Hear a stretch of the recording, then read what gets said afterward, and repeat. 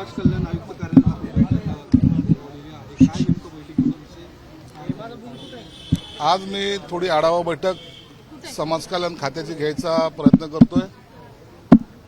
अनेक प्रश्न या ठिकाणी प्रलंबित आहेत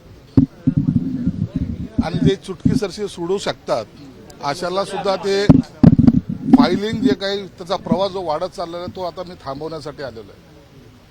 महत्त्वाचं असं आहे की विश्रांतवाडी इथं आमचं एक हॉस्टेल आहे जे बांधून तयार आहे।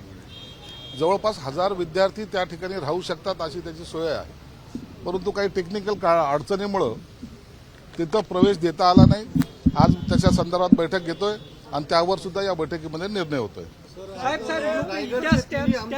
त्याच केंद्रामध्ये युपीएससीचं केंद्र गेले 1 वर्षापासून बंद आहे, ते सुरू का होत नाहीये? त्याचं उत्तर बार्टी पण देत नाही, त्याचं रिझन काय आहे? त्याच्या सर्व प्रश्नाची उत्तर घेण्यासाठीच मी आलोय।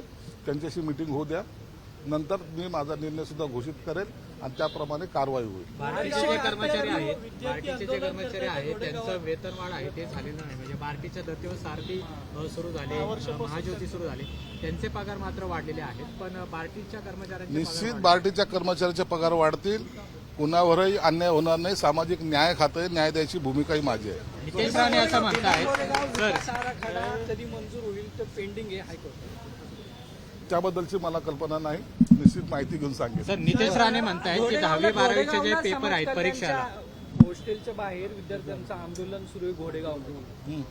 शैक्षणिक वर्ष संपत आले तरी विद्यार्थ्यांना प्रवेश दिला जात नाही वसतिगृहामध्ये, ही परिस्थिती तिथं आंदोलन कशाचं होते? निश्चित आता ह्या सगळं का ऍडमिशन दिले गेले नाहीत, हॉस्टेल का रिकामे आहेत, किती कोणत्या ठिकाणी किती संख्या आहे, या सर्व बाबीचा आढावा मी आता आयुक्तांबरोबर बैठकीत घेणार आहे। सर नितेश राणे असं म्हणतायत स्कॉलरशिप आहेत ते काही अधिकारी अडवून ठेवतात, त्या वेळेवर दिल्या जात नाहीत, त्या संदर्भात काय भूमिका? एकदा मला बैठक घेऊ द्या, सर्व निर्णय तुम्हाला या ठिकाणी जाहीर होतील। सर मंत्री नितेश राणे असं म्हणालेत की 10वी 12वीच्या परीक्षेला विद्यार्थिनी जे असतील जे बुरखा घालून परीक्षेला बसतील त्यांना तशी परवानगी देऊ नका, प्रवेश देऊ नका, ते कॉपी करू शकतात असं शिक्षण विभागाला दादा भुसेंना त्यांनी पत्र लिहिलेलं आहे। त्याबद्दल मला कल्पना नाही त्यांनी काय पत्र दिलंय, परंतु पत्र देणं योग्य आहे का? मला त्याबद्दलची कल्पना नाहीये। आता त्याच्याबद्दलची मी माहिती घेऊन निश्चित सांगेल। चंद्रकांत खैरेंना ऑफर होती का? ते म्हणले की तुम्ही दिली का? शिवसेना आणि भाजपने ऑफर दिली होती, ती कायम आहे का ऑफर? चंद्रकांत खैरेंना मीच ऑफर दिली होती, परंतु माझं न ऐकल्यामुळे त्यांचा जो काही पराभव झालाय त्याला ते स्वतः कारणीभूत आहे। कायम आहे का ऑफर? ऑफर कायम आहे का? आता कुठं, आता 5 वर्षांतर निवडणूक आहेत, आता ऑफर देऊन करायचं काय?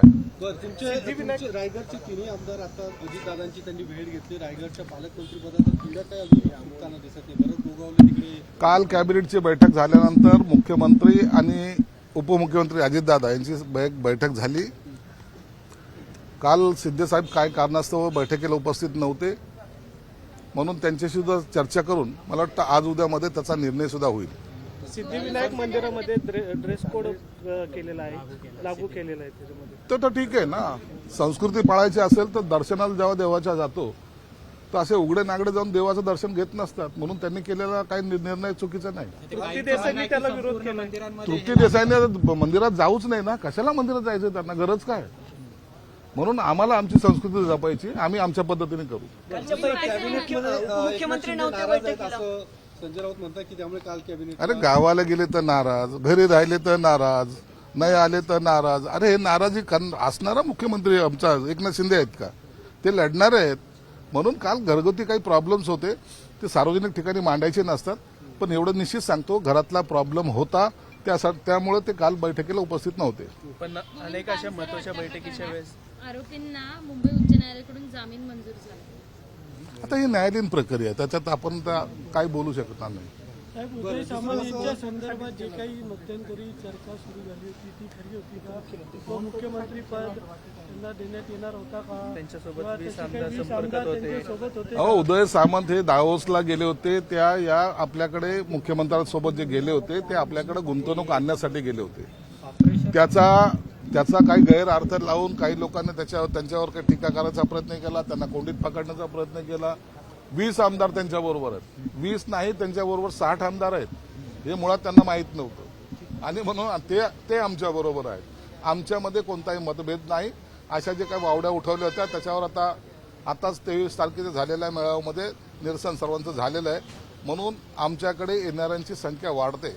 उबाठातील असेल की इतर पक्षातील असेल, लोकांचा आता पुन्हा आमच्याकडे प्रवेशाची प्रक्रिया सुरू झालेली आहे. कालच तुम्ही पाहिलं असेल शिवसेनेच्या उपनेत्या आमच्याकडे आल्यात. असाच हा जो पुढचा काळ जो आहे तो इनकमिंग आमच्याकडचा इनकमिंगचा आहे आणि उबाठाचा आउटगोईंगचा आहे. ऑपरेशन टायगर कुठपर्यंत आलं? एकनाथ शिंदे जेव्हा कुठेच नव्हते तेव्हा गणेश नाईक हे शिवसेनेतले सिनियर नेते आहेत असं संजय राऊत म्हणतात आणि त्यामुळे एकनाथ शिंदेंनी आता नवी मुंबईत जाऊन बैठका घ्याव्यात. अहो, गणेश नाईक त्या टायमाला जे होते त्यांच्याबरोबर आम्ही काम केलेलं आहे.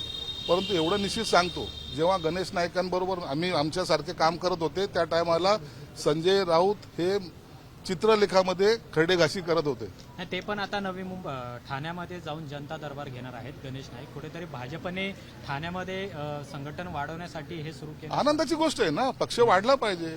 ते भाजपचे मंत्री आहेत, त्यांनी गेलं पाहिजे. आता मी पुण्यात आलं म्हणून काय मी ते काम करायचं नाही असं थोडी आहे. कोणीही कुठेही जावा, पक्षाची बांधणी करावी, लोकांचे प्रश्न सोडवावेत आणि लोकांच्यासाठी जो कोणी प्रयत्न करेल त्यांना आमचा पाठिंबा राहील. आदित्य ठाकरे म्हणताय की मुंबई अजितदादा त्याच्यावर निर्णय घेतील. त्या पक्षाचे नेते आहेत, ते निर्णय घेतील. मला काय वाटतं यापेक्षा त्या नेत्यांना काय वाटतं हे महत्वाचं आहे. साहेब, शेवटचा प्रश्न. आदित्य ठाकरे म्हणतायत की तुमच्या शेजारचा जिल्हा आहे. लावणार आहेत, तुमच्या शेजारचा अदानी सरकार आलेलं आहे. अदानी कर आता मुंबईकरांना द्यावं लागलं जाणार.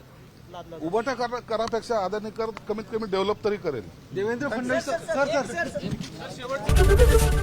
एबीपी माझा, उघडा डोळे बघा नीट.